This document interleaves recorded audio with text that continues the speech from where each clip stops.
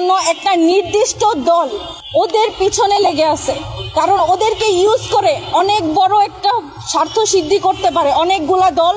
প্রত্যেকটা দলই তাদের এগেনস্টে কথাবার্তা লিখে তাদেরকে দাবায়া কিন্তু তাদের স্বার্থ হাসিল করতে পারে। সেই উদ্দেশ্যে অপুকে এখানে ফাঁসানো হয়েছে।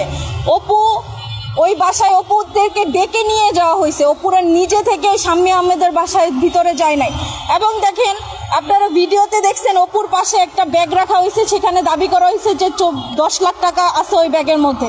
ওই ব্যাগটা কি ওরা জোরপূর্বক চাঁদা হয় কিভাবে? জোরপূর্বক টাকা আদায় করলে চাঁদা হয়, কারো কাছ থেকে বেআইনিভাবে জোরপূর্বক টাকা আদায় করলে সেটা চাঁদা হয়। ওই লোক নিজে এসে অপুর পাশে ব্যাগটা রাখছে, অপুকে উনি ইচ্ছাকৃতভাবে টাকা দিচ্ছে। উনার স্বার্থটা কি?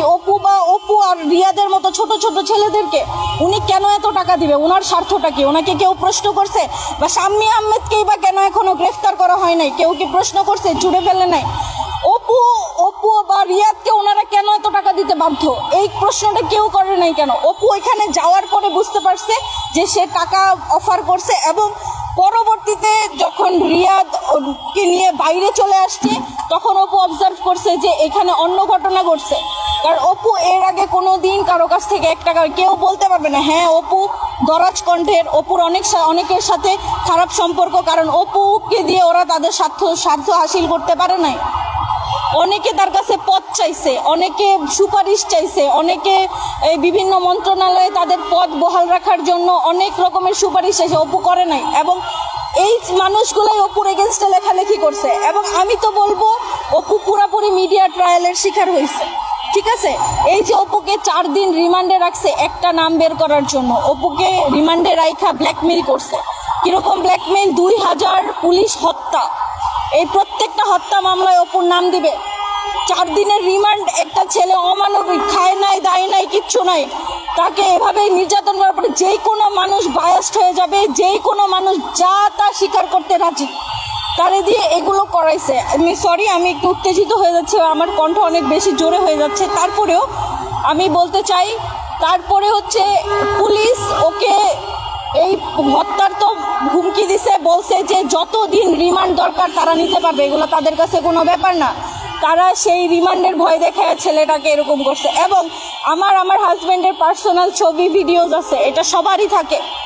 হ্যাঁ, ওই ভিডিও ছবিগুলো পার করে পুলিশ নিয়ে ওইটা দিয়ে ব্ল্যাকমেইল করার হুমকি দিছে। একরকম ছেলেকে হিপনোটাইজ করে ফেলছে। অলরেডি ওপর কিন্তু ব্রেনে প্রবলেম আছে, ও কিন্তু আহত যোদ্ধা।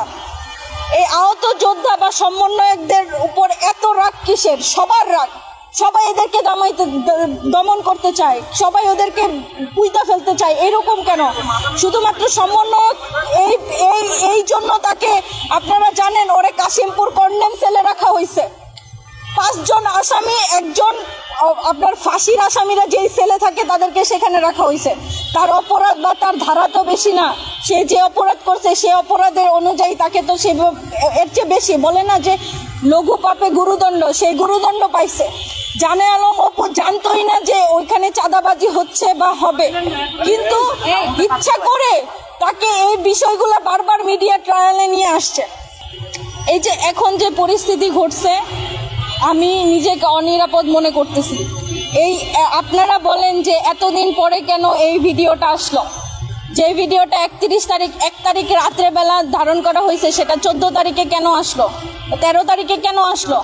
এর পিছনে কার স্বার্থ থাকতে পারে? আপনারাই বের করেন। বাংলাদেশের মানুষ তো এখন বোকা না, সবই বুঝে। হ্যাঁ, ঠিক আছে, আমি মানলাম অপুর দ্বারা একটা ভুল হয়ে গেছে, সে বুঝে নাই, তার জন্য আমি সবার কাছে ক্ষমা প্রার্থী।